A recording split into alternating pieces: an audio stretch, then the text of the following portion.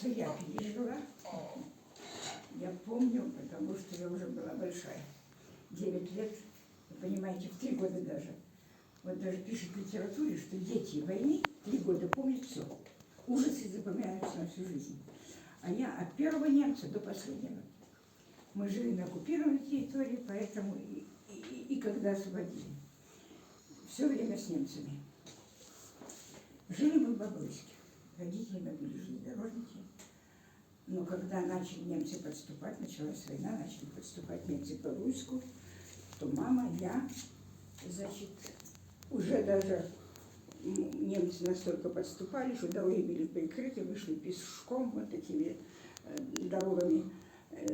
Деревня Пустошка Бобруйского района, 20 километров, к бабушке и дедушке, чтобы спрятаться от немцев. Пока мы пришли, так они нас опередили. Деревню уже заняли, ну, уже практически занимали, мы еще как-то в нашем доме, еще побыли в доме. Вот, немцы, когда заняли деревню, они всех выгнали в сараи, им-то жить надо было где-то, и питаться им надо было где-то. Загнали в сараях хозяйство, чем располагали жители, они не пользовались. Матка яйки, сами кур крутили, коров доили, овец убивали, а жителям не разрешали есть. А жители с маленькими детьми, уже маленькими детьми, погибали в самой деревне.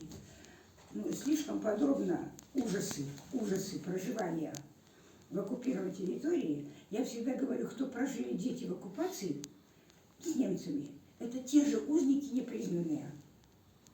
Непризнанные. Мы еще жили, у моего дедушки была стопка, как называют деревни. Это типа овощехранилище. Так там морковка, свекла. Можно погреб, грызть, да? Вот погреб можно такой было погреб. грызть, а у него еще и была там буржуйка, так кто, чтобы овощи не замерзали, подогреть. Мы еще как-то. Но в один прекрасный момент, зачем эти старики там и дети в сараях?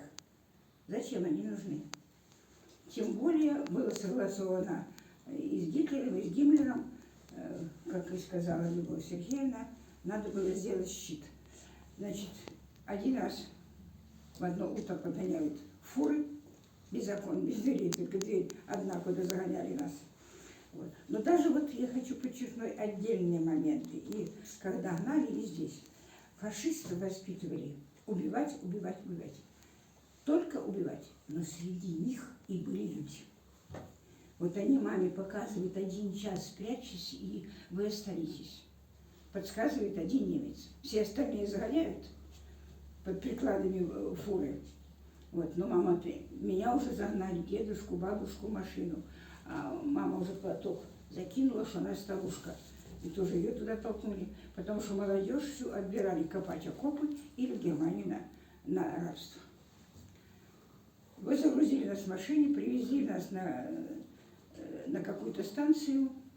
Я не знаю, называли Рудобилка, ну так или не так, но такая-то станция и существует, и сейчас я просто не знаю маршрут.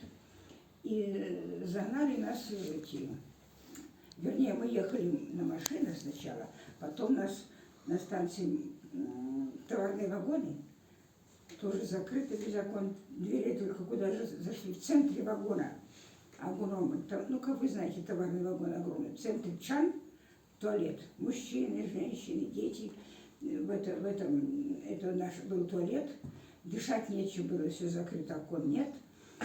И там тоже маленькие дети, кто с детьми, они тоже не выдерживали. Уже по дороге.